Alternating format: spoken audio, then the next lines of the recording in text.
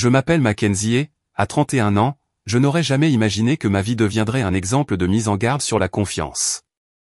Le mois dernier, j'ai vendu ma start-up technologique pour 20 millions de dollars, prêt à acheter la maison de mes rêves avec une offre en espèces de 10 millions de dollars. Ayant grandi avec ma mère célibataire en difficulté, Diane, et ma sœur cadette, Rebecca, je pensais savoir ce qu'était une famille. Alors, quand j'ai eu besoin d'un endroit sûr pour mettre de l'argent de côté pendant la nuit, j'ai choisi la maison de ma mère. Au matin, ma mère et ma sœur avaient toutes deux disparu avec l'argent, ne laissant qu'une note moqueuse. Si vous vous demandez pourquoi je souris, restez dans les parages. Avant de continuer, laissez un commentaire pour me faire savoir d'où vous regardez, appuyez sur ce bouton j'aime et abonnez-vous pour voir comment j'ai transformé cette trahison en la plus douce des vengeances. Laissez-moi vous ramener là où tout a commencé. J'ai grandi dans un petit 2 pièces à Portland, avec du papier peint qui se décollait et des problèmes persistants de moisissure. Maman faisait des doubles journées au restaurant du coin, rentrant à la maison avec les pieds gonflés et une odeur de graisse persistante sur son uniforme. L'argent était toujours rare. Noël se résumait à un modeste cadeau. Les anniversaires étaient fêtés avec un gâteau fait maison, et les vacances n'existaient tout simplement pas dans notre vocabulaire. Dès mon plus jeune âge, j'ai compris que l'éducation était ma porte de sortie. Pendant que les autres enfants jouaient après l'école, j'étudiais. Quand mes camarades de classe allaient à des fêtes le week-end, je travaillais à temps partiel à l'épicerie du coin, économisant ainsi chaque centime. Ma détermination frisait l'obsession. Je me souviens que ma conseillère d'orientation, Madame Patterson, me disait « Mackenzie, tu travailles comme si on te poursuivait. » Et d'une certaine manière, il y avait quelque chose, la peur de rester prisonnier du cycle de la pauvreté. Mes efforts ont été récompensés lorsque j'ai obtenu une bourse complète pour le MIT. Même à cette époque, j'occupais 2 emplois à temps partiel pour subvenir à mes besoins. Je survivais grâce aux nouilles ramen et aux événements gratuits sur le campus, envoyant le peu que je pouvais à la maison pour aider ma mère et Rebecca. Ces années d'université ont été un mélange de cours magistraux, de marathons de codage et de quarts de nuit à la bibliothèque du campus. Après avoir obtenu mon diplôme, j'ai décroché un poste de développeur junior dans une petite entreprise technologique. En 2 ans, j'ai acquis suffisamment de contacts dans le secteur et de confiance pour me lancer à mon compte. Ma start-up, SecureFlow, était spécialisée dans les logiciels de chiffrement pour les institutions financières. Au début, nous avons connu des difficultés, journées de travail de 18 heures, cartes de crédit débordées et peur constante de l'échec. Mais au cours de notre 3e année, nous avons obtenu des clients importants et commencé à réaliser des bénéfices significatifs. Tout au long de ce parcours, ma relation avec ma mère, Diane, est restée compliquée. En apparence, elle semblait me soutenir, elle me félicitait pour mes réussites et racontait fièrement mes succès à ses amis. Mais il y avait des moments où je percevais une lueur différente dans son regard. Du ressentiment, peut-être. Quand je lui parlais avec enthousiasme d'une avancée commerciale, elle écoutait en silence avant de changer de sujet pour parler des difficultés de Rebecca ou de ses propres problèmes de santé. À mesure que mon entreprise grandissait, je veillais à partager mon succès. J'ai acheté à maman une maison modeste mais confortable de 3 chambres dans un quartier agréable, avec le jardin dont elle avait toujours rêvé. J'ai remboursé ses dettes médicales et mis en place une allocation mensuelle suffisamment généreuse pour qu'elle puisse enfin arrêter de travailler comme serveuse. Elle acceptait tout avec un sourire qui ne lui atteignait jamais les yeux, disant des choses comme « Bon, je suppose que toutes ces années de sacrifice en valaient la peine. » Ou au moins, une de mes filles a réussi. Rebecca avait 5 ans de moins que moi et semblait allergique aux responsabilités. Tandis que j'étais motivé et concentré, elle a traversé la vie à la dérive, abandonnant l'université après un semestre, enchaînant les petits boulots dans le commerce et ayant toujours des problèmes avec ses amis ou ses petits amis. Maman lui a donné d'innombrables excuses, elle est en train de se trouver, ou, tout le monde ne peut pas être aussi concentré que toi, Mackenzie. Ces dernières années, la dépendance financière de Rebecca s'était accrue. Tous les 2 ou 3 mois, une urgence survenait, réparation de voiture, loyer impayé, factures médicales imprévues. Je lui envoyais toujours de l'argent, même si je lui suggérais parfois de suivre une orientation professionnelle ou de l'aider à trouver un emploi plus stable. Ces suggestions étaient généralement accueillies par des appels téléphoniques larmoyants à ma mère, lui disant que je me trouvais meilleur que tout le monde. L'année dernière, à Thanksgiving, j'ai remarqué quelque chose d'étrange. Rebecca sortait sans cesse pour répondre à des appels téléphoniques, parlant à voix basse. Quand je lui ai posé la question, maman est intervenue pour dire que Rebecca voyait enfin quelqu'un de prometteur. On a vite changé de sujet. Avec le recul, j'aurais dû prêter plus d'attention aux regards secrets qu'ils échangeaient. Malgré ces tensions, je n'ai jamais douté de leur amour. Nous étions une famille, après tout. Quand l'offre d'acquisition de SecureFlow pour 20 millions de dollars est arrivée, ils ont été les premiers que j'ai appelés. Maman a pleuré et s'est dite fière. Rebecca a poussé un cri de joie et m'a demandé si cela signifiait que je pouvais l'aider à lancer la boutique dont elle parlait. J'étais trop absorbé par mon propre enthousiasme pour remarquer à quelle vitesse leurs pensées se tournaient vers ce que mon succès signifiait pour eux. Le processus d'acquisition a nécessité des mois de négociations, d'examens juridiques et de paperasse. Pendant tout ce temps, je rêvais de la maison que j'avais repérée sur les collines surplombant la ville, une merveille architecturale moderne avec des murs de verre, une piscine à débordement et suffisamment d'espace pour enfin avoir un vrai bureau et des chambres d'amis pour les visites familiales. À 28 millions de dollars, c'était extravagant, mais j'avais prévu d'offrir 10 millions de dollars en espèces pour battre les autres acheteurs intéressés. Ma vie semblait parfaite. La technologie de mon entreprise allait toucher davantage de personnes sous sa nouvelle direction. J'avais une sécurité financière au-delà de tout ce que j'aurais pu imaginer en grandissant. Et j'étais sur le point d'acheter la maison de mes rêves. J'étais même fiancé à Jason, un ingénieur environnemental gentil et terre à accent grave-terre qui m'aimait pour ce que j'étais, pas pour ce que j'avais. Je n'avais aucune idée de la rapidité avec laquelle tout cela allait s'effondrer.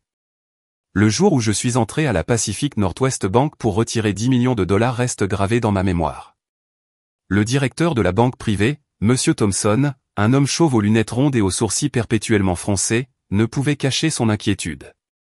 Madame Walker, je vous le déconseille fortement, dit-il en tapotant nerveusement son stylo Mandblank contre son portefeuille en cuir. Le virement bancaire est la norme pour les transactions immobilières de cette ampleur. L'argent liquide présente des risques inutiles. J'avais anticipé une résistance. Je comprends votre inquiétude, Monsieur Thompson, mais cette propriété a plusieurs acheteurs intéressés. Une offre en espèces me donnerait l'avantage dont j'ai besoin. Le vendeur a expressément indiqué privilégier l'immédiateté du paiement en espèces. Il se pencha en avant, baissant la voix comme pour partager un secret. Même si c'est le cas, on parle de 10 millions de dollars en espèces. Soit 20 000 billets de 5 cents dollars. Ça remplirait plusieurs grands sacs de sport et pèserait environ 10 kilos par million. J'avais fait mes recherches. Je suis au courant. J'ai demandé à un agent de sécurité privée de m'accompagner directement dans un lieu sûr. L'argent ne sera en ma possession que 48 heures maximum, avant la réunion de clôture. Après près d'une heure d'échange similaire et la signature de multiples décharges de responsabilité, Monsieur Thompson a entamé le processus à contre-cœur. J'ai dû attendre 3 jours ouvrables pour que la banque prépare un retrait d'espèces aussi important. Elle devait puiser dans les réserves régionales, ce qui n'a fait que renforcer ma conviction qu'une offre en espèces impressionnerait les vendeurs. Quand j'ai parlé à Jason de mon projet ce soir-là lors d'un dîner dans notre restaurant italien préféré, sa réaction a reflété celle de Monsieur Thompson. Mackenzie, c'est dingue, dit-il en posant sa fourchette, c'est peine à la vodka oubliée. Tu te mets en danger. Et si quelqu'un te suivait depuis la banque? Et s'il y avait un braquage? J'ai engagé l'agence de sécurité de Kyle, ai-je rétorqué, en faisant référence à mon ami d'université qui dirigeait une société de sécurité personnelle. 2 agents armés m'accompagneront de la banque jusqu'à chez maman. L'argent sera dans son coffre-fort pendant la nuit, puis les agents m'accompagneront à la clôture. Pourquoi le coffre-fort de ta mère? Pourquoi pas un coffre-fort bancaire? Ses yeux marrons reflétaient une véritable inquiétude. Les coffres bancaires ont des dimensions limitées. De plus, le coffre-fort de maman est presque un coffre-fort. Je l'ai fait installer pour elle il y a 3 ans, quand elle a commencé à collectionner ces figurines en porcelaine ridicules qui la préoccupent tant. Jason passa une main dans ses cheveux noirs, un geste qui, je le savais, signalait sa frustration. Ce n'est pas nécessaire, Mac. Les virements électroniques existent pour une raison. Les Richardson ont vu 3 de leurs offres échouer à cause de problèmes de financement. L'argent est synonyme de sécurité. Croyez-moi, je sais ce que je fais. J'ai tendu la main par-dessus la table. Ce n'est qu'une nuit, et après, nous aurons la maison de nos rêves.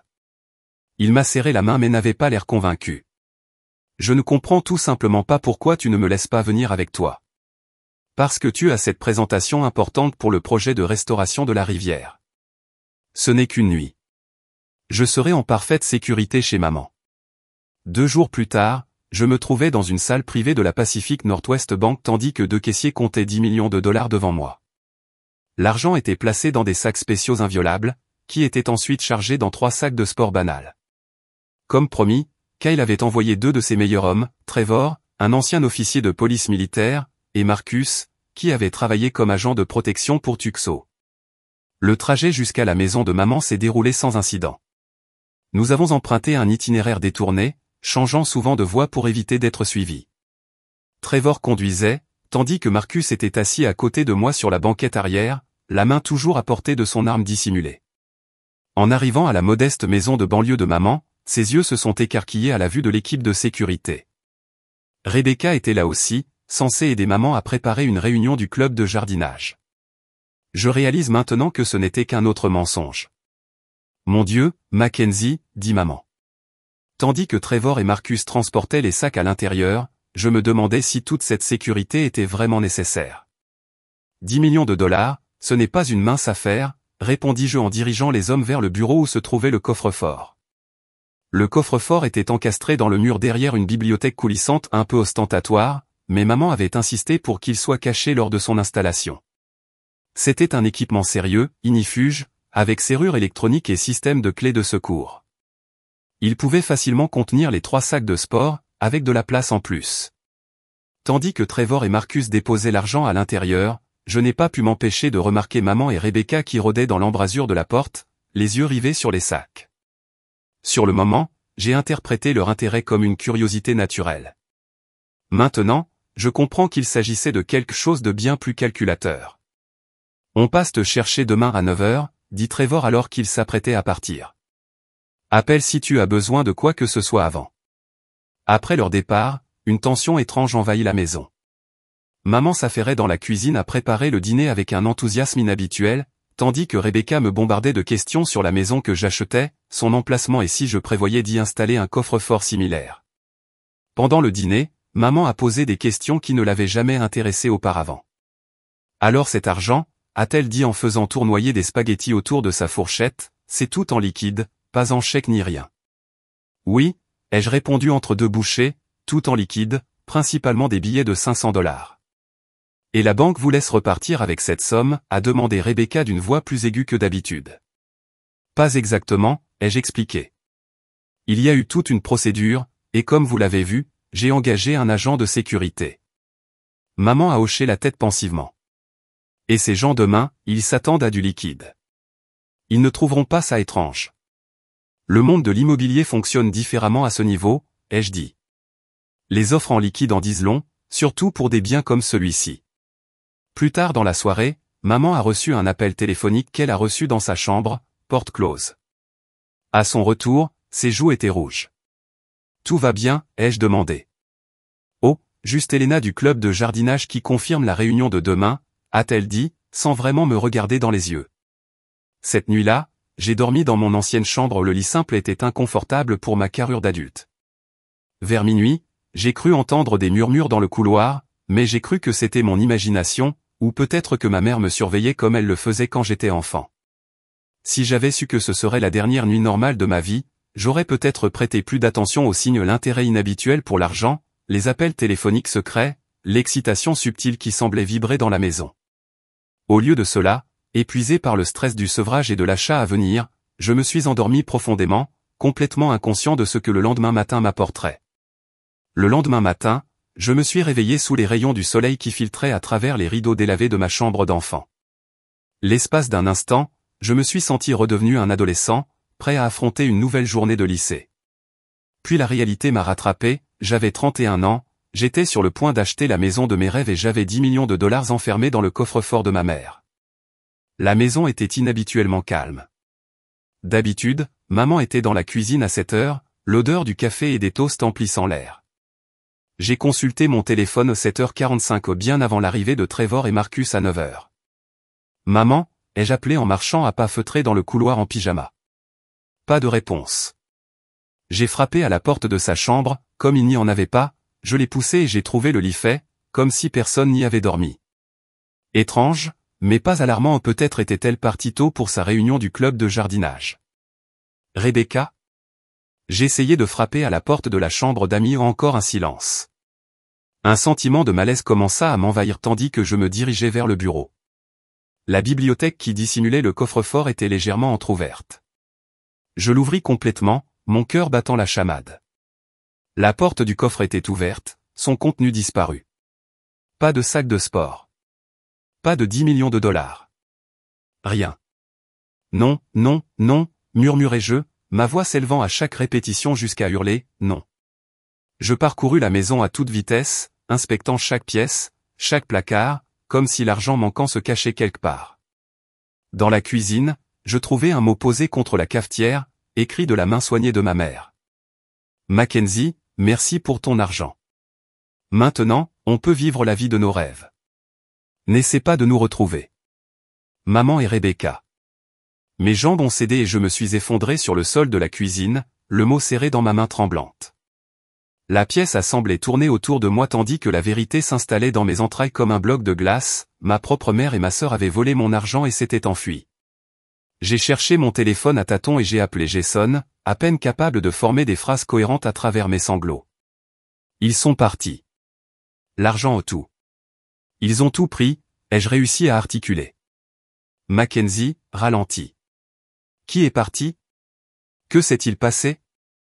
Sa voix était lourde de sommeil. Je l'avais réveillée. Maman et Rebecca, où elles ont volé l'argent. 10 millions de dollars. Elles ont vidé le coffre-fort et ont disparu.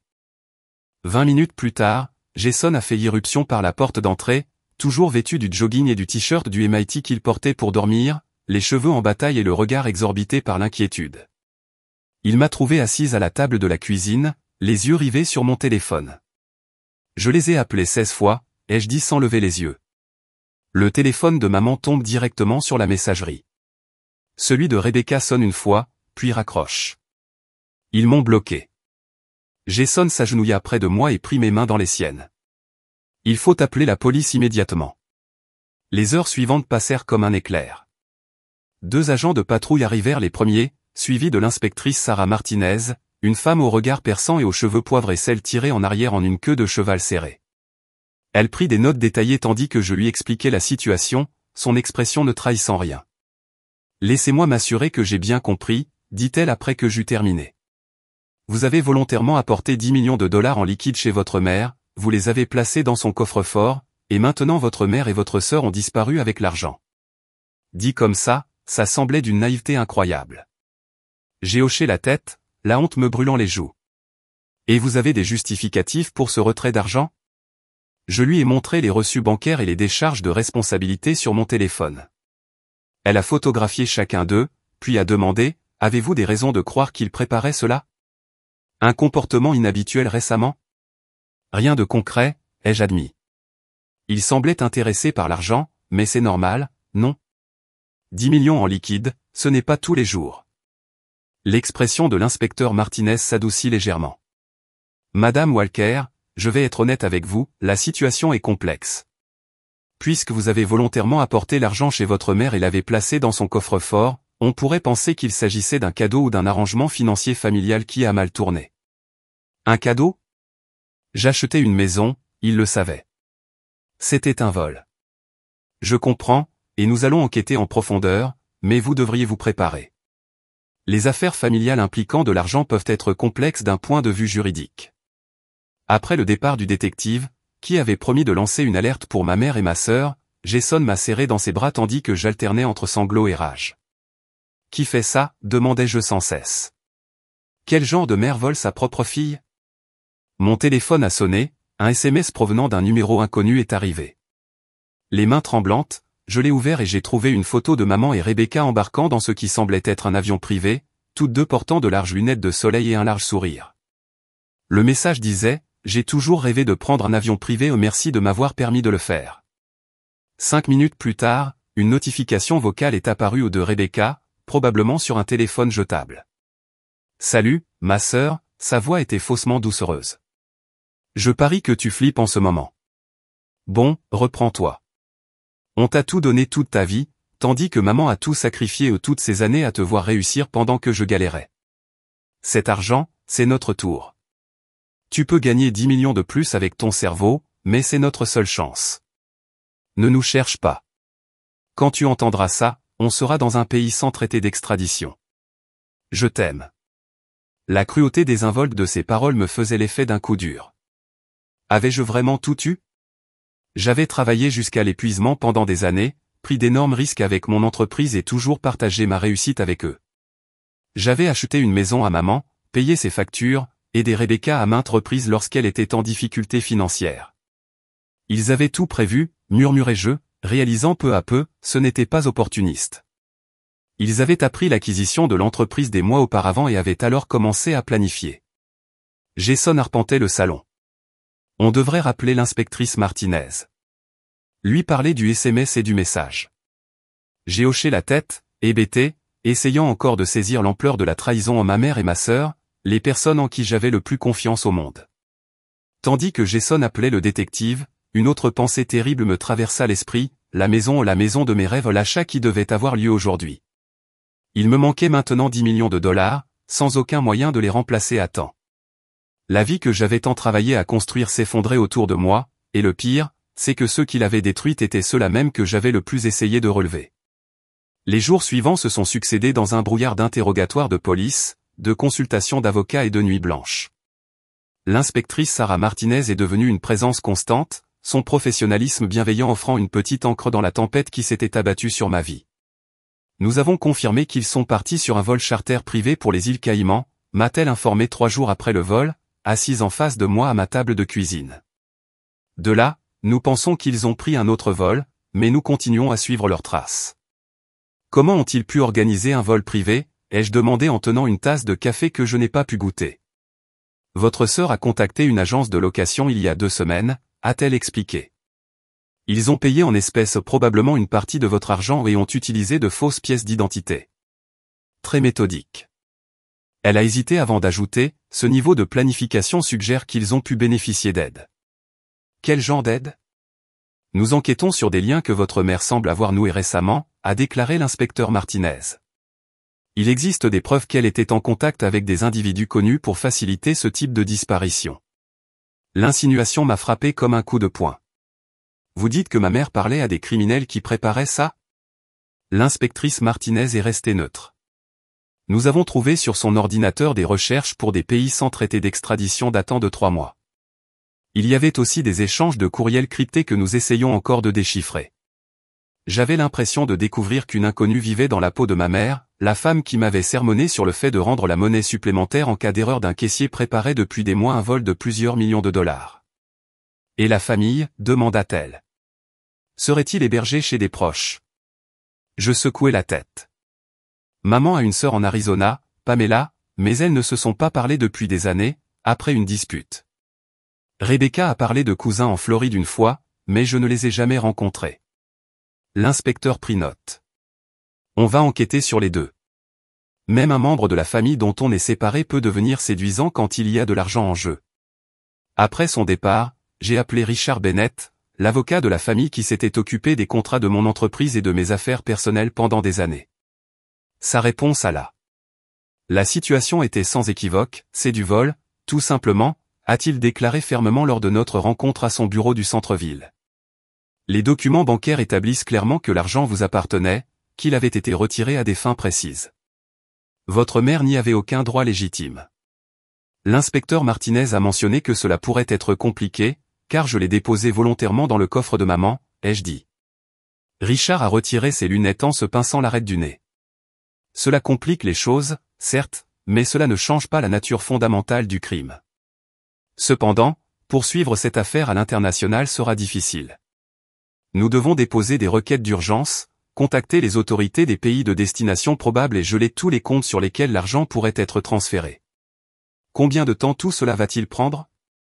Son expression m'a dit ce que je ne voulais pas entendre, des semaines au minimum, peut-être des mois, et même là, le succès n'est pas garanti, surtout si la planification est aussi minutieuse qu'elle en a l'air. J'ai quitté son bureau avec un sentiment d'appréhension grandissant. La procédure judiciaire serait longue, coûteuse et pourrait finalement s'avérer infructueuse. Pendant ce temps, ma mère et ma sœur étaient libres de dépenser mon argent sans compter. Le fardeau émotionnel devenait insupportable. J'ai commencé à voir le docteur Helen Foster, une thérapeute spécialisée dans les traumatismes et la trahison, 2 fois par semaine dans son cabinet à la lumière tamisée, entourée de plantes en pot et d'œuvres d'art abstraites. J'avais du mal à exprimer l'intensité de ma douleur. Je repasse sans cesse chaque interaction, à la recherche de signes que j'ai manqués, ai-je admis lors de notre 3e séance. Maman a-t-elle toujours été cette personne? M'en voulait-elle toujours? Chaque « je t'aime » était-il simplement une longue arnaque? Le docteur Foster se pencha légèrement en avant. L'esprit humain n'est pas conçu pour gérer une trahison d'une telle ampleur, surtout de la part de personnes que nous considérons comme sûres. Cela remet en question toute notre compréhension de la réalité. Je leur faisais entièrement confiance, murmurai-je. Je leur aurais donné tout ce qu'ils demandaient. Pourquoi me voler? Certaines personnes développent des schémas de pensée déformés autour de l'argent et de l'équité. Elles ont peut-être créé un récit selon lequel elles le méritaient, où la prise était justifiée par des déséquilibres perçus. Cela ne rend pas la chose vraie, et encore moins juste. Ces séances m'ont aidé, mais seulement marginalement. Des cauchemars perturbaient mon sommeil ou des rêves où je courais après ma mère et ma sœur à travers d'interminables terminaux d'aéroports, toujours à quelques pas derrière. Je me réveillais haletante, trempée de sueur, cherchant Jason pour découvrir que son côté du lit était vide. Il avait pris l'habitude de dormir dans la chambre d'amis, prétextant que mon agitation l'empêchait de dormir suffisamment pour travailler. Notre relation fut une autre victime du vol. Ce qui avait été une relation autrefois chaleureuse et compréhensive devenait de plus en plus tendue. De petits désaccords se transformaient en disputes. Le silence s'installait entre nous comme une distance physique. Tu dois commencer à réfléchir à la suite, m'a dit Jason un soir après que j'ai passé des heures au téléphone avec l'inspecteur Martinez à discuter d'une possible observation de ma mère à Singapour. Cela fait presque 4 semaines, Mackenzie, que je passe à autre chose. Ils m'ont volé 10 millions de dollars. Je sais, soupira Teil, l'épuisement perceptible dans sa voix, mais tu te laisses dévorer par tout ça. Tu as à peine quitté l'appartement, tu ne dors pas, tu ne manges pas correctement. Tu as refusé cette offre de conseil de Nextech parce que tu n'arrives pas à te concentrer sur ton travail en ce moment. C'est exactement ce que je voulais dire, ta vie entière est consacrée à les trouver. Tu es bien plus important que cette situation, Mac. Je n'arrivais pas à lui faire comprendre que ce n'était pas seulement une question d'argent, mais l'effondrement total de ma réalité. Tous les souvenirs d'enfance étaient désormais souillés, tous les sacrifices que ma mère avait soi-disant faits pour moi étaient remis en question. Pendant ce temps, l'enquête continuait de révéler des détails troublants. Maman avait apparemment conservé une adresse e-mail secrète pendant des années, dont j'ignorais l'existence. L'inspecteur Martinez y a trouvé des communications avec Rebecca datant de 18 mois, évoquant ce qu'ils appelaient « le plan ». Il y était fait référence à des visites au casino et à d'importantes dettes de jeu que ma mère avait accumulées à mon insu. Les relevés bancaires montraient qu'elle avait contracté une 2e hypothèque sur la maison que je lui avais achetée, sans doute pour couvrir ses dettes. Il y avait aussi des traces de petits vols commis par d'anciens employeurs, rien de suffisamment grave pour entraîner des poursuites, mais suffisant pour établir un schéma de malhonnêteté dont j'ignorais totalement l'existence. Le plus troublant était un dossier de documents que l'inspecteur Martinez avait trouvé caché dans un vide sanitaire au-dessus du placard de maman. Il contenait des notes détaillées sur le processus d'acquisition de mon entreprise, des articles sur ma réussite soigneusement annotés de la main de ma mère, et une liste intitulée « Les faiblesses de Mackenzie ». En haut de cette liste, Trust, c'est la famille. Chaque découverte était un nouveau coup de couteau dans une plaie déjà fatale. La mère que je croyais connaître, celle qui avait fait des doubles journées pour nous loger, qui veillait à mes côtés quand je faisais des cauchemars, qui rayonnait de fierté à ma remise de diplôme ou était une fiction soigneusement construite. Ou peut-être pire, elle avait été cette personne autrefois, mais quelque part en chemin, le ressentiment et la cupidité avaient rongé l'amour qu'elle avait éprouvé pour moi, ne laissant derrière elle que calcul et opportunité.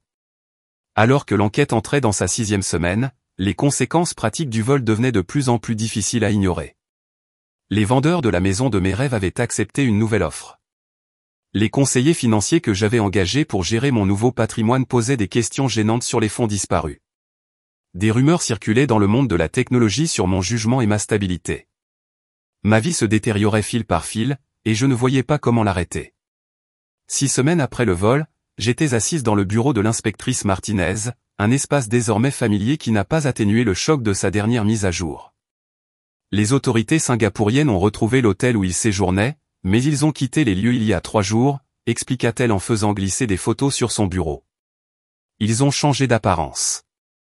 Je fixais les images de surveillance. Les cheveux gris de ma mère, autrefois mi-longs, étaient maintenant courts et teints d'un auburn profond. Rebecca était devenue blonde et portait des lentilles de contact colorées qui changeaient ses yeux marrons en bleu. Toutes deux avaient maigri et portaient des vêtements de créateurs hors de prix que je ne reconnaissais pas. Elles ne se ressemblent même pas, murmurai-je en passant mon doigt sur le visage de ma mère. La femme sur la photo était une inconnue avec la même ossature que ma mère. Ils utilisent les noms de Catherine et Emily Bradford. Nous pensons qu'ils ont acheté ces identités sur le dark web, ce sont des faux complexes dont les empreintes digitales remontent à plusieurs années. Comment est-ce possible? L'inspectrice Martinez se renversa dans son fauteuil. Avec suffisamment d'argent, malheureusement, presque tout est possible. Le réseau avec lequel il travaille est spécialisé dans ce type de transformation d'identité. Il crée des traces écrites, des empreintes numériques, et même des historiques sur les réseaux sociaux. Donc vous dites qu'il pourrait s'agir de n'importe qui, n'importe où, et que nous n'aurions aucun moyen de le savoir, ai-je demandé. Pas exactement. Ces identités ont été découvertes parce que nous savions qu'il fallait les rechercher, mais oui, elles rendent leur traçabilité bien plus difficile. J'ai quitté le commissariat avec le sentiment d'être vidé de tout sens. L'enquête était en cours, mais chaque piste semblait se réduire à néant. Ma mère et ma sœur étaient désormais des fantômes professionnels, se faufilant dans les juridictions internationales avec leurs nouvelles identités et des fonds apparemment illimités. De retour à mon appartement, j'ai trouvé 3 messages vocaux en attente. Le premier venait de Richard Bennett, mon avocat, avec des nouvelles des démarches juridiques internationales. Le deuxième venait de l'agent immobilier qui m'aidait à trouver la maison de mes rêves et qui voulait savoir si je souhaitais visiter une propriété récemment mise en vente. Le troisième venait de Marcus Wilson, un partenaire commercial potentiel avec qui j'étais en pourparlers avant le vol. Son message était poli mais clair, compte tenu des récentes complications dans votre situation personnelle, je pense qu'il est préférable de suspendre nos discussions pour le moment. Rappelez-moi quand la situation se sera calmée. Ce n'était pas la première opportunité professionnelle à disparaître depuis l'annonce du vol. Un article dans Tech Innovator Monthly avait été discrètement annulé. Des conférences étaient reportées.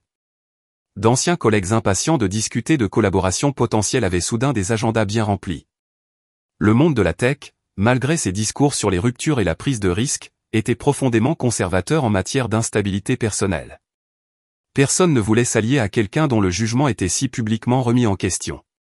Après tout, si je ne pouvais pas protéger mes propres actifs de ma famille, comment pouvait-on me confier l'argent des investisseurs ou des partenariats sectoriels sensibles? Le point de rupture est survenu ce soir-là lorsque Jason est revenu du travail, son exp. Reçions soigneusement neutre alors qu'il posait son sac d'ordinateur portable sur le comptoir. J'ai reçu un appel de l'inspectrice Martinez aujourd'hui, dit-il. Elle voulait savoir si vous aviez des nouvelles de votre mère ou de votre sœur, et si oui. La question était plus acerbe que je ne l'aurais voulu. Son visage se durcit. Bien sûr que non. Mais le simple fait que tu poses cette question en dit long sur notre situation actuelle. Où sommes-nous, ai-je répété. Oui, Mackenzie. Là où nous sommes. Il fit un geste entre nous. Tu ne dors pas. Tu manges à peine. Tu passes tout ton temps à discuter avec l'inspecteur ou l'avocat, ou à parcourir les réglementations bancaires internationales. À quand remonte la dernière fois que nous avons eu une conversation qui ne concernait pas le vol? J'ai essayé de me souvenir, mais en vain. Ce vol était devenu mon univers, la quête de justice mon seul but. Ils ont volé 10 millions de dollars, Jason. Qu'est-ce que je suis censé faire? Laisser tomber? Non, mais tu dois trouver un moyen de survivre pendant que tu gères ça. Ça fait 6 semaines, et tu es toujours au même point, émotionnellement, que le jour où c'est arrivé. Ce n'est pas juste. Ce qui n'est pas juste, c'est de voir la femme que j'aime disparaître dans ce trou noir d'obsession et d'être complètement impuissant à l'aider. Sa voix se brisa légèrement. J'ai essayé d'être patient. J'ai essayé de te soutenir, mais tu ne me laisses pas entrer, Mac. Tu réprimes toutes mes tentatives de communication. Je me suis senti sur la défensive, la colère montant. Alors c'est ma faute? Je suis la victime? Oui, c'est vrai, mais tu te sers de ça pour repousser tous ceux qui comptent pour toi. Tes amis ont arrêté de t'appeler parce que tu ne réponds jamais à leurs messages. Tu as décliné toutes les invitations à sortir de cet appartement. Et quand j'essaie de parler d'autre chose que du vol, tu te fermes ou tu trouves le moyen d'y revenir. Au fond de moi, je savais qu'il avait raison, mais l'admettre me semblait être une nouvelle capitulation, une nouvelle perte que je ne pouvais pas me permettre. « Que attends-tu de moi ?» demandai-je d'une voix faible. Jason se passa la main dans les cheveux. « Je veux que tu décides s'il y a de la place dans ta vie pour autre chose que cette quête, parce que pour l'instant, je n'en ai pas l'impression. Tu me donnes un ultimatum ? Je te demande d'être honnête, Mackenzie. Envisages-tu un avenir au-delà de ça ? Imagines-tu un jour où tu ne seras pas obsédé par leur recherche ? » J'ai ouvert la bouche pour dire oui, pour lui promettre que je pouvais aller de l'avant, mais les mots ne venaient pas. En vérité, je ne pouvais pas l'imaginer. La trahison était devenue mon identité. Cette quête était devenue mon but. « Je crois que j'ai besoin d'espace », dit finalement Jason dans le silence. « Je vais rester avec Greg un moment. Quand tu seras prêt à reprendre une vie ou une vraie vie, pas cette vie d'attente, appelle-moi. » Il prépara un sac tandis que je restais assise, immobile, sur le canapé, incapable de trouver les mots pour le faire rester, sans même savoir si j'en avais envie. Lorsque la porte se referma derrière lui, l'appartement me parut incroyablement vide. J'ai passé cette nuit seul, les yeux rivés au plafond, repensant à chaque instant des 6 dernières semaines, puis revenant en arrière, examinant toute ma relation avec ma mère et ma sœur à travers ce prisme nouveau et teinté de noirceur. Y avait-il des signes depuis le début ? Avais-je volontairement aveuglé, car reconnaître la vérité était trop douloureux ? Ou avait-il véritablement changé, corrompu par la perspective d'une richesse inimaginable ? Au matin, j'avais touché le fond, je n'avais pas dormi. Je n'avais pas mangé. Jason était parti. Ma réputation professionnelle était en miettes. L'argent manquait toujours. Et malgré des semaines d'enquête internationale, ma mère et ma sœur étaient restées libres, savourant les fruits de leur trahison. Debout dans ma cuisine, je fixais mon reflet dans la fenêtre obscure. La femme qui me regardait était une inconnue, les yeux creux, décharnés, vaincue. Ce n'était pas moi. Ce n'était pas moi que je voulais être. Il fallait que quelque chose change, mais je ne savais ni quoi ni comment. L'appel qui a tout changé est arrivé à 2h17 du matin, me tirant d'un sommeil agité. J'ai cherché mon téléphone à tâtons, plissant les yeux sur l'écran. C'était Trevor Sullivan, l'un des agents de sécurité qui m'avait escorté jusqu'à la maison de ma mère ce jour fatidique. J'étais profondément endormi. « Mademoiselle Walker, je m'excuse de vous appeler si tard, mais j'ai besoin de vous parler immédiatement, en personne. Il s'agit de votre situation. » Complètement réveillé, je me suis redressé. C'était le milieu de la nuit ou est-ce que ça peut attendre jusqu'au matin ? Non, madame, c'est impossible. Ce que j'ai à vous dire ne devrait pas être discuté au téléphone. Je peux être chez vous dans 20 minutes. Son ton ne laissait aucune place à la discussion. Très bien. Je serai là. Exactement 19 minutes plus tard, on a sonné à ma porte. Trevor se tenait dans le couloir, toujours vêtu de son polo de sécurité. Son expression était grave. « Merci de m'avoir reçu », dit-il lorsque je le laissai entrer. « L'appartement est-il sécurisé ? Il n'y a pas eu de personnel de ménage ou d'entretien récemment ? » Non, juste moi. De quoi s'agit-il ? Trevor parcourut le salon du regard avant de parler. L'argent que ta mère et ta sœur ont pris, ce n'était pas réel. Le monde semblait basculer. Quoi ? L'argent dans ces sacs était faux, des contrefaçons sophistiquées, mais des contrefaçons quand même. Je me suis affalé sur le canapé, peinant à assimiler ces paroles. C'est impossible. Je l'ai retiré moi-même à la Pacific Northwest Bank. Tu étais là. Trevor hocha la tête. Oui, mais ce que tu ignores, c'est que Kyle, mon patron, a un protocole standard pour les transports de grande valeur. Toutes les liasses d'argent liquide sont munies de dispositifs de suivi et de bandes de sécurité. Quand nous avons placé les sacs dans le coffre-fort de ta mère, j'ai activé ces systèmes, et les traceurs ont indiqué que les sacs avaient quitté la maison de ta mère à 4h12 et se dirigeaient vers un aérodrome privé. Mais voilà, les bandes de sécurité détectent la composition chimique de la vraie monnaie. 2 heures après que les sacs ont quitté la maison de ta mère, les bandes ont enregistré un changement complet de composition. L'argent réel avait été échangé. Mon esprit s'emballait, essayant de comprendre cette révélation. Quelqu'un avait donc volé le vrai argent avant que ma mère ne prenne les sacs. Un double vol ? Trevor se tortilla, mal à l'aise. Pas vraiment. L'échange a eu lieu dans les locaux sécurisés de Kyle la veille de la livraison chez ta mère. L'argent a été remplacé par des contrefaçons de haute qualité, visuellement impossibles à distinguer de la vraie monnaie. Tu veux dire que Kyle m'a volé mon argent? La colère commença à remplacer la confusion. Non, mademoiselle Walker. Trevor prit une grande inspiration. Je dis que vous avez organisé l'échange vous-même. Pendant un instant, j'ai cru avoir mal compris. 3 jours avant le retrait, vous avez contacté Kyle en privé. Vous avez dit avoir des inquiétudes quant aux intentions de votre mère et vouloir mettre en place un plan d'urgence. Vous nous avez fait échanger l'argent contre des faux billets et placer l'argent authentique dans notre coffre-fort le plus sécurisé. La tête me tournait. Trevor, je n'ai jamais fait ça, je me souviendrai de quelque chose comme ça. Il fouilla dans sa poche et en sortit un document plié. C'est le formulaire d'instruction spéciale que vous avez signé. C'est bien votre signature, n'est-ce pas? J'ai fixé le papier à ma signature, si reconnaissable entre mille, autorisant exactement ce que Trevor avait décrit. Un souvenir m'a traversé l'esprit, m'avoir pris à part à la banque, une brève conversation que j'avais prise pour un protocole de sécurité standard, signer quelque chose sans l'avoir lu en entier, dans le stress du retrait massif. Je ne me souviens pas de ça précisément, ai-je admis. Mais tout était tellement chaotique ce jour-là.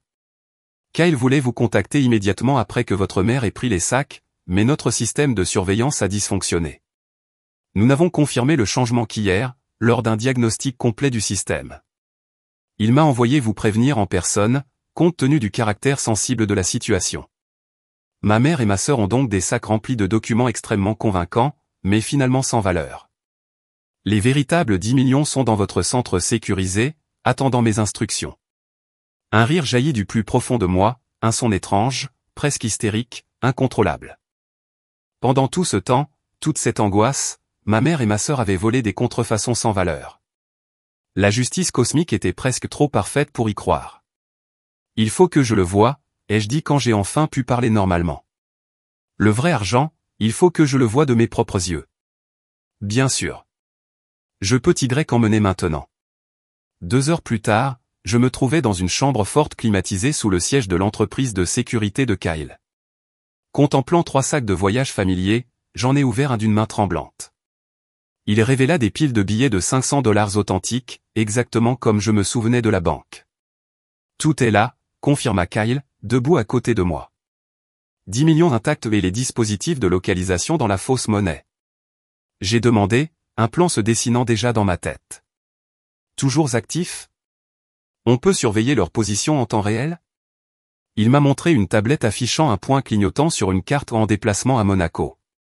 J'ai redressé les épaules, me sentant vraiment réveillé pour la première fois depuis des semaines. Je veux tout ce que vous avez sur leur mouvement, chaque emplacement, chaque arrêt, chaque transaction que vous pouvez retracer. Mademoiselle Walker, si je peux me permettre, que comptez-vous faire? Un sourire s'est dessiné sur mon visage, non pas l'expression brisée et vide que j'affichais depuis des semaines, mais quelque chose de plus net, de plus déterminé, quelque chose que j'aurais dû faire dès le début. Je vais prendre la situation en main. Au cours des 72 heures qui ont suivi, je suis passé du statut de victime à celui de stratège.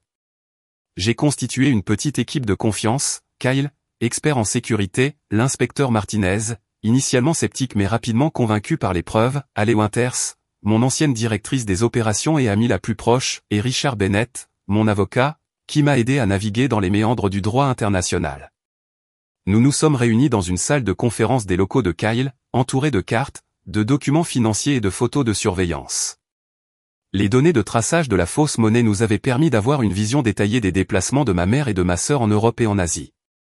Ils ont établi un schéma, ai-je expliqué en désignant la carte. Après Singapour, ils sont allés à Dubaï, puis à Monaco. Maintenant, ils sont à Nice. Ils séjournent dans des complexes hôteliers 5 étoiles, font du shopping dans des boutiques de luxe, dînent dans des restaurants étoilés. Ils dépensent ce qu'ils pensent être mon argent. À leur rythme actuel, ils auraient dépensé les 10 millions en 18 mois. Ils ne font pas que dépenser, a ajouté l'inspecteur Martinez. Ils s'exhibent.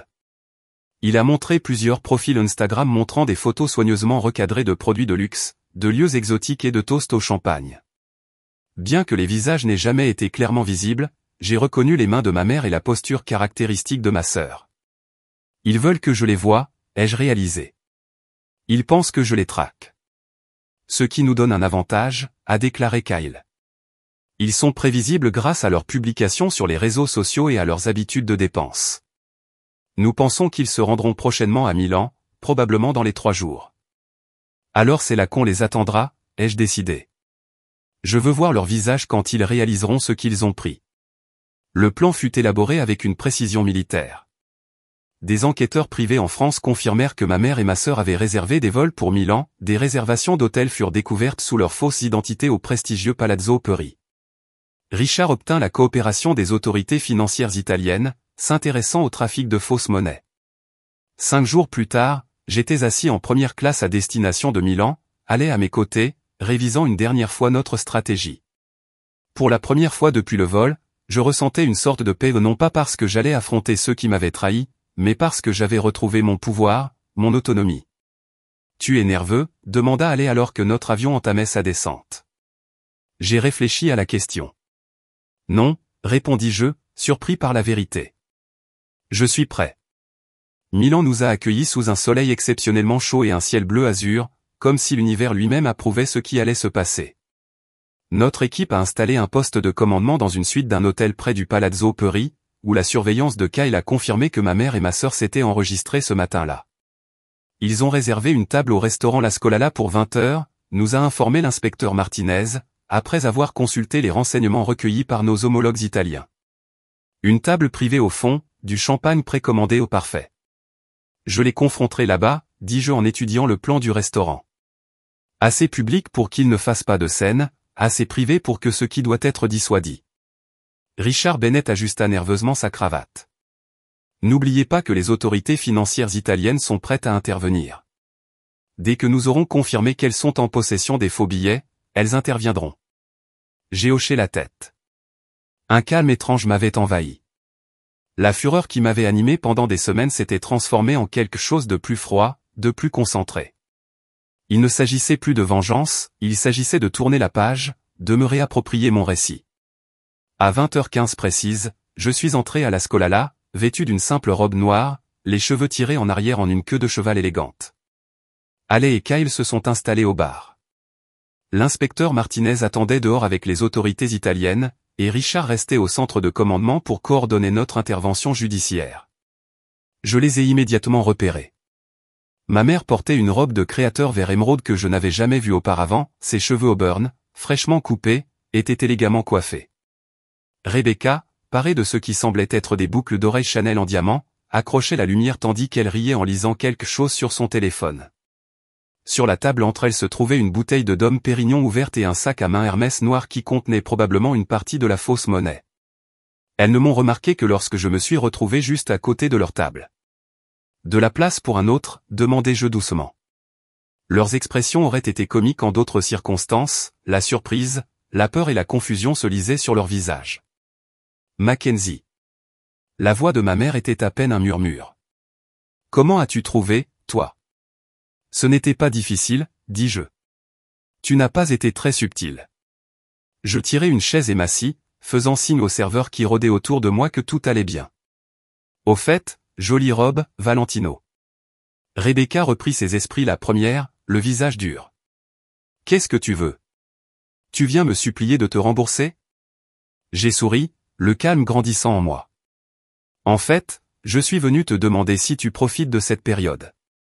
Est-ce que c'est comme tu l'avais rêvé? Les yeux de ma mère se plissèrent de suspicion. À quel jeu joues-tu? Pas de jeu. Je suis vraiment curieux. 10 millions, c'est beaucoup d'argent. Est-ce que ça en valait la peine? Ça valait la peine de détruire notre famille, de devenir des fugitifs, de gâcher le moindre reste d'intégrité? Rebecca rit, même si son rire semblait forcé. Évite de culpabiliser, Mackenzie. Tu peux gagner 10 millions de plus avec ta précieuse compagnie. C'était notre seule chance d'avoir la vie que nous méritons. La vie que tu mérites, répétai-je pensivement. Et qu'est-ce que tu crois que c'est exactement? Liberté, dit ma mère, retrouvant sa voix. Liberté de lutter, d'être toujours à 2 doigts du désastre, de te voir réussir pendant que tu vivais dans la maison que je t'avais achetée, que tu acceptais l'argent de poche que je te donnais, que tu m'appelais chaque fois que tu avais besoin d'argent pour une autre crise auto-infligée. Les mots sont sortis plus brusquement que prévu, et j'ai pris une inspiration pour me recentrer. Mais ce n'est pas vraiment pour ça que je suis là. J'ai attrapé le sac à main de Rebecca, ignorant ses protestations, et je l'ai ouvert pour en sortir une liasse de billets. Tu sais ce qu'il y a de spécial avec les billets de 500 $? Ils échangèrent des regards confus. Ils sont si rares que la plupart des gens n'en ont jamais touché, ce qui les rend parfaits pour la contrefaçon aussi on sait ce qu'on fait. J'ai tenu la pile à la lumière, leur montrant le filigrane. Des contrefaçons de haute qualité, presque impossibles à détecter sans équipement spécial. Le sang quitta le visage de ma mère. De quoi parles-tu? L'argent que tu as volé, c'est du faux. Chaque billet ne vaut rien. Rebecca m'a arraché la liasse des mains. Tu mens.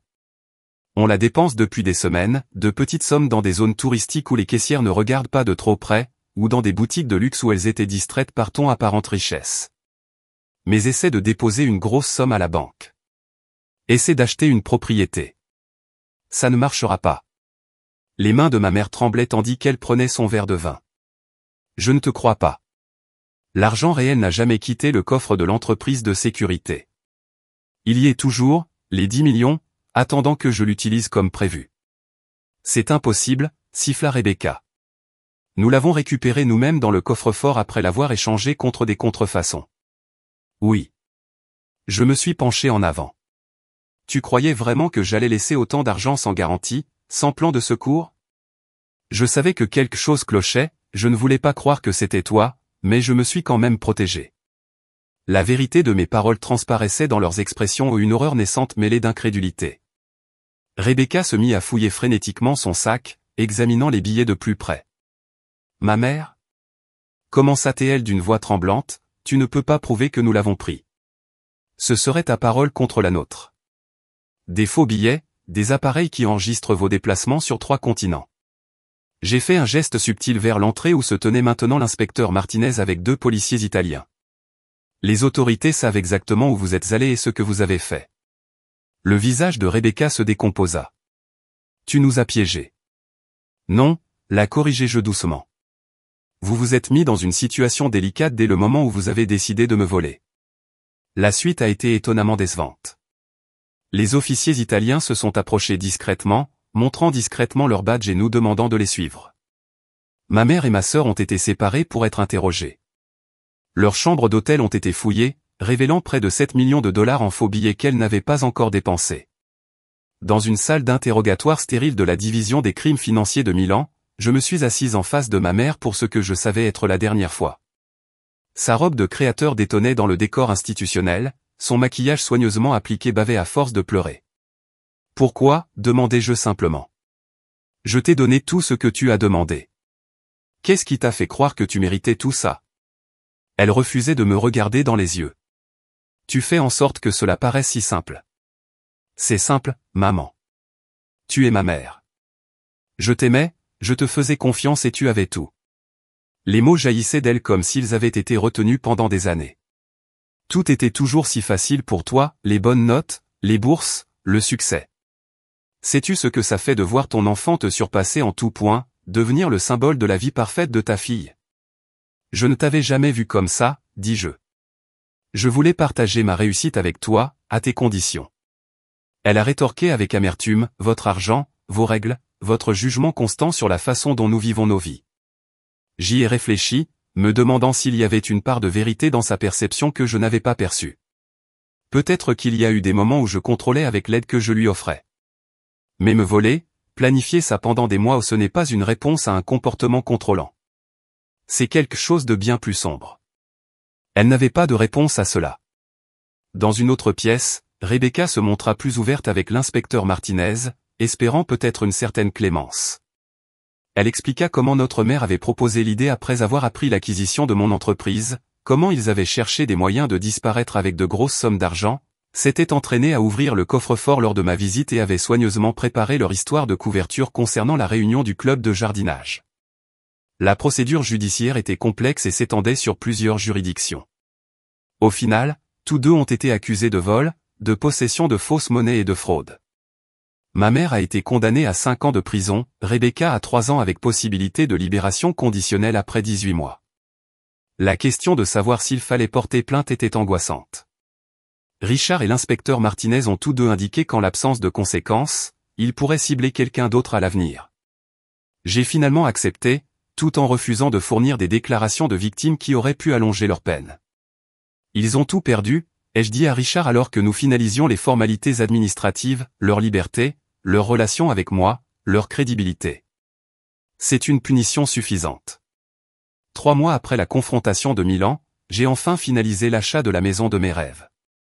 Non pas la demeure de verre et d'acier que je convoitais au départ, mais une propriété chaleureuse et accueillante sur un terrain boisé dominant la ville. Elle avait moins de chambres, mais plus de caractère, des vérandas panoramiques, parfaites pour le café du matin, et le sentiment de sécurité dont j'avais désespérément besoin. Jason était revenu après notre dispute à Milan, sa fierté de la façon dont j'avais géré la situation ravivant ce qui s'était estompé entre nous. Nous nous reconstruisions petit à petit, avec des soirées en amoureux régulières et un rendez-vous régulier avec une thérapeute de couple qui nous aidait à surmonter le traumatisme des derniers mois. Tu sais ce qui est ironique, lui ai-je dit un soir, assis sur la balancelle du Porsche, à regarder le coucher de soleil peindre le ciel de nuances roses et dorées. S'ils m'avaient simplement demandé, je leur aurais donné de l'argent, pas 10 millions, mais assez pour améliorer leur vie. Le bras de Jason se resserra autour de mes épaules. Certaines personnes ne peuvent pas demander. Prendre leur donne l'impression d'être un pouvoir, surtout quand demander reviendrait à reconnaître qu'on a quelque chose dont elles ont besoin. Je ne suis pas sûr de le comprendre complètement un jour, ai-je admis, mais j'apprends à vivre avec ces questions. Et c'était le cas. Les cauchemars s'étaient apaisés. J'avais repris le travail et lancé un cabinet de conseil qui me permettait de mettre à profit mon expertise technique sans la pression accablante de la gestion d'une start-up.